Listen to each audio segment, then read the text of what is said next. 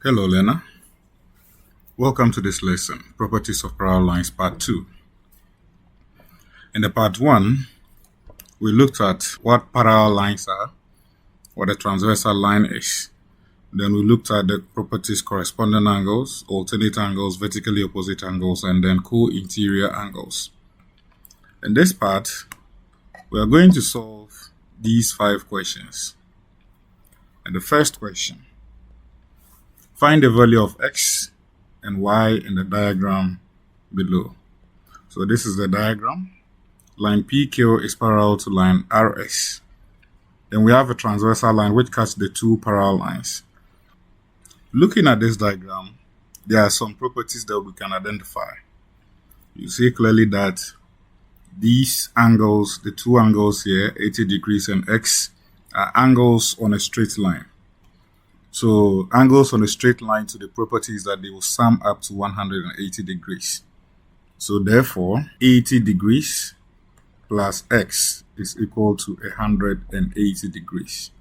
And the reason we can state angles on a straight line.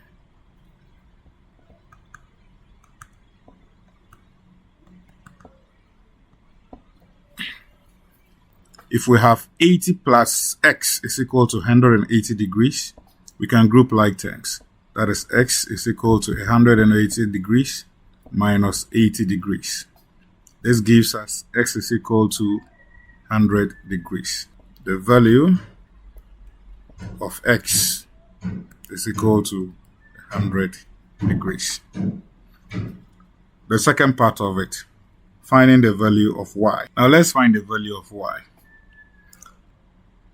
X is equal to 2y plus 30. And this property is called the corresponding angles.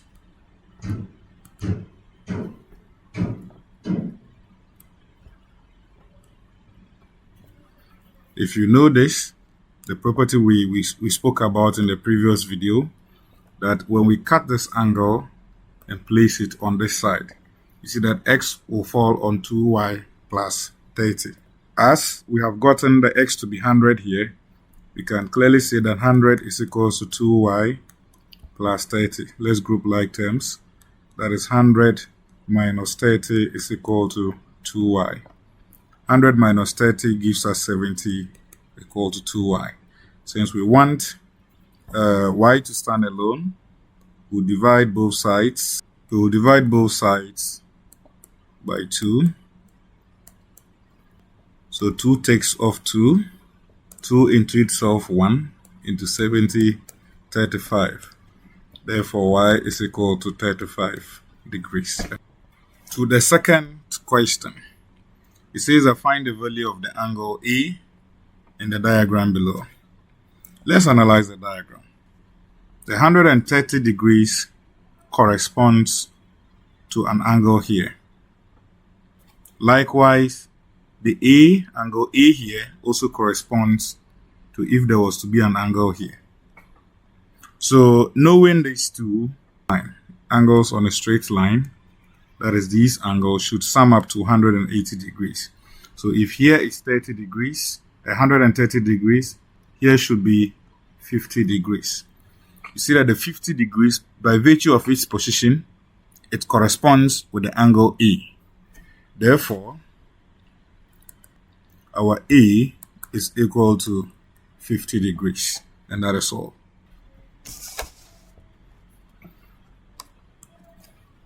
In this third example, the diagram below has the parallel lines PG and SR, or line PG and SR are parallel.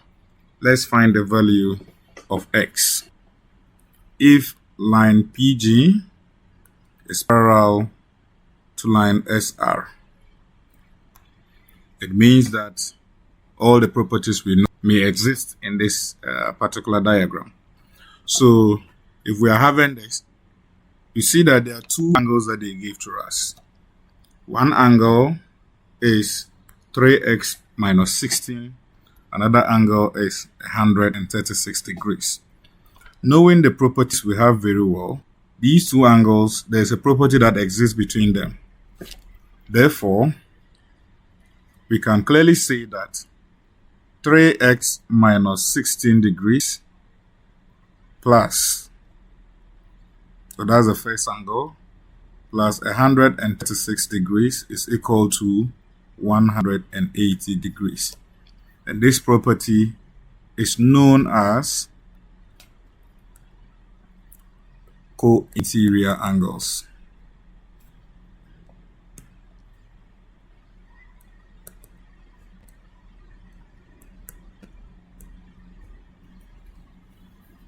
So since they are co-interior, it means that when you sum them up, we get 180 degrees. So this is the same as 3x minus 16 plus 136 degrees is equal to 180 degrees. Let's group like terms, but before that we can do this. So we have 3x negative 16 plus 136 gives us positive 120 degrees is equal to 180 degrees. We will have 3x, that is grouping like terms, is equal to 180 degrees minus 120 degrees. We have 3x is equal to 180 minus 120 gives us 60 degrees. Since we want x to stand alone, we can divide both sides with 3. 3 into itself 1 into 3 1. 3 into itself 1 into 60 gives us 20. So therefore, x is equal to 20 degrees, and that is our final answer. Our solution is, you see, we are asked to find the value of the angle marked x, the angle marked y, and the angle marked z in this diagram. Analyzing the diagram that we have, you realize that the angle x and angle 130 degrees are angles on a straight line. They are on this straight line, on the same side. Therefore, angle x plus angle 130 degrees is equal to 180 degrees. And the reason we are saying this is because they are angles on a straight line.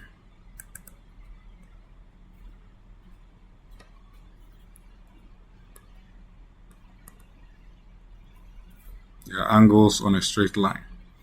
So if we all know this, we can group like terms by saying that x is equal to 180 degrees minus 130 degrees. X is equal to 180 minus 130 is 50 degrees. So we have gotten the value of x. Secondly, getting the value of y, we can do this in several ways. The first way you can do this is also to say that the angle marked x and y are also angles on a straight line.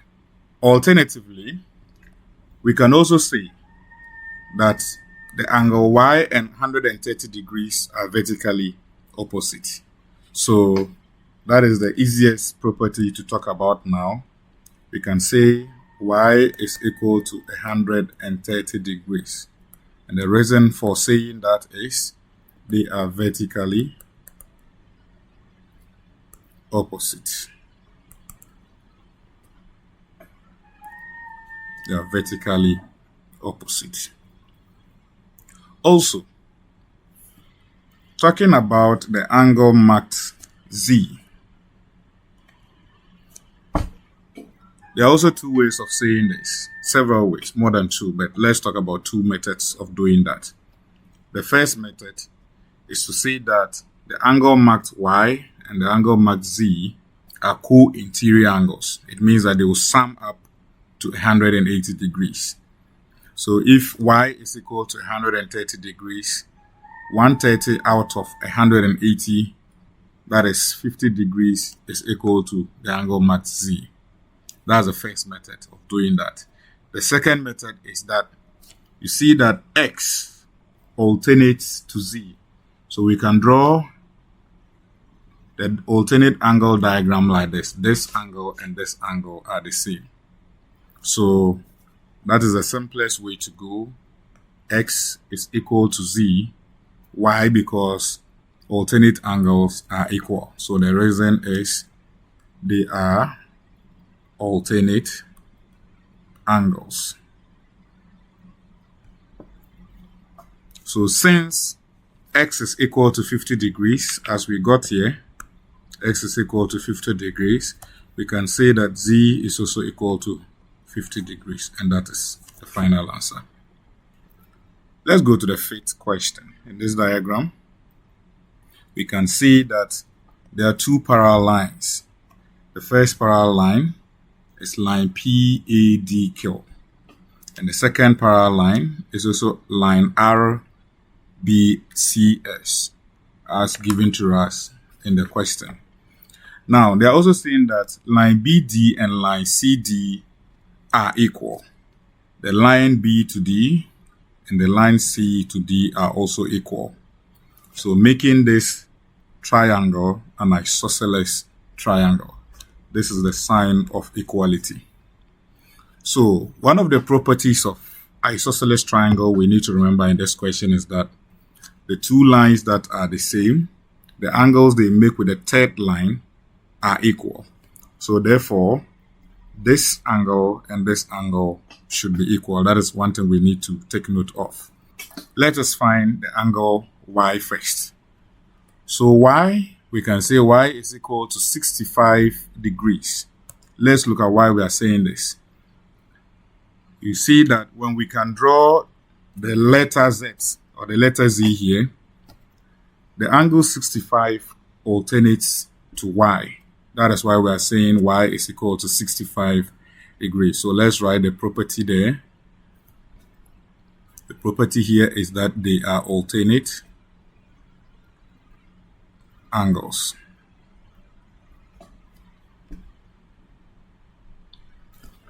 Also, now that we have gotten the value of Y, let us indicate it briefly here, 65 degrees.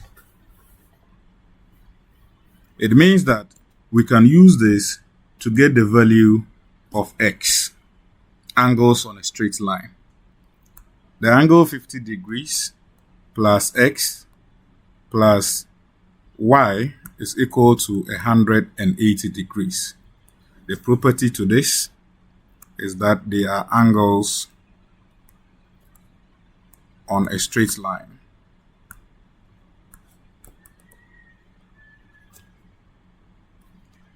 We can clearly see that they are angles on a straight line.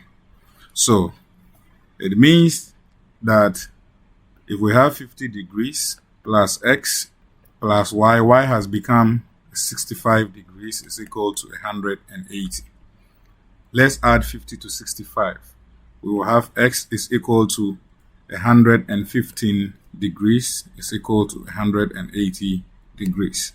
Grouping like terms, X is equal to 180 degrees minus 115 degrees. Therefore, X will be equal to 65 degrees. What more can we find?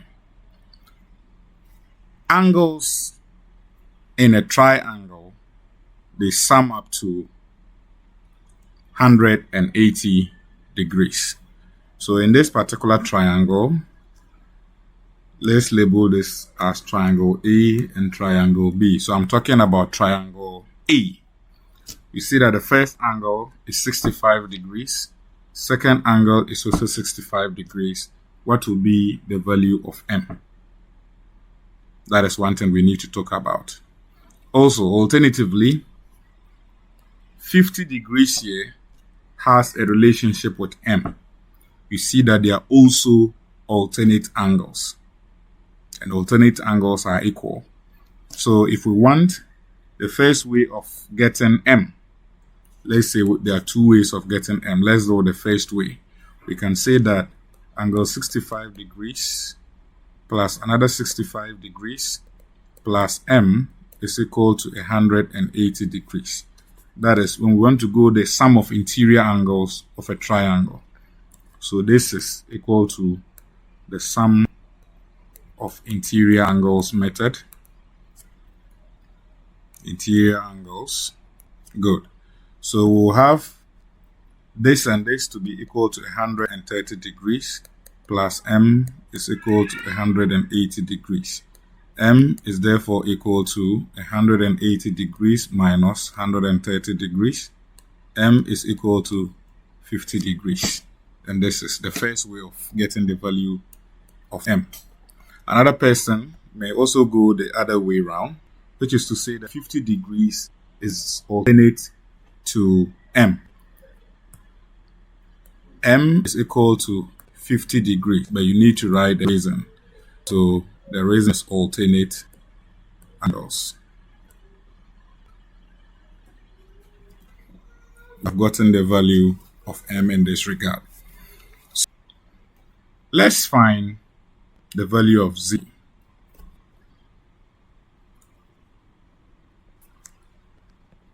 As I said earlier, when we have an isosceles triangle, it means two of its interior angles are equal. Since this line is equal to this line, it means that this angle will also equal to this angle. That is to see clearly that the angle marked Y is equal to the angle marked Z. And if Y is equal to 65 degrees as we got here, it also means that Z is also 65 degrees. Z is 65 degrees.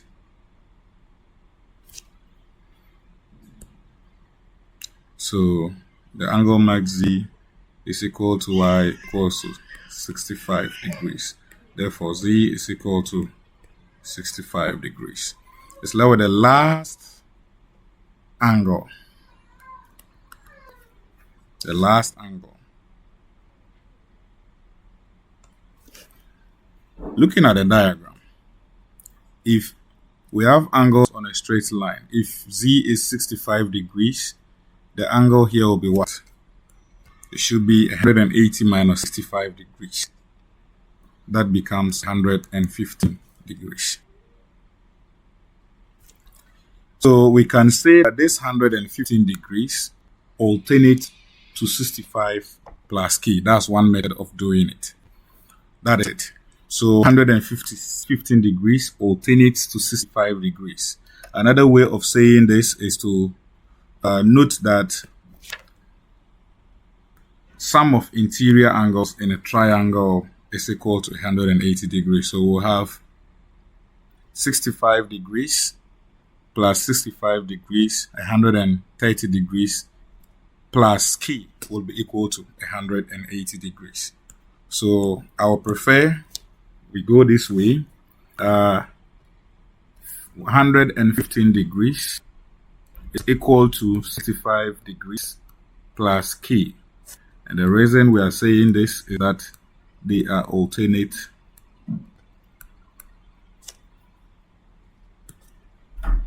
angles.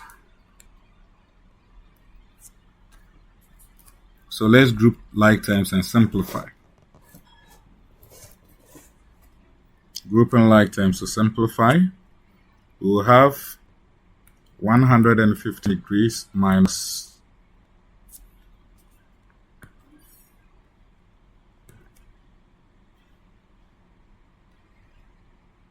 65 degrees is equal to K.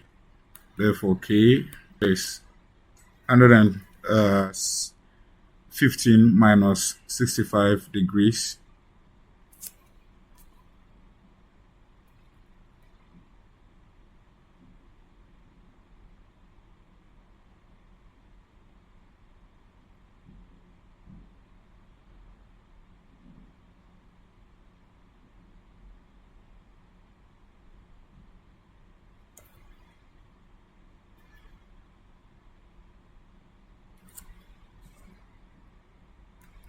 it means K is equal to 50 degrees.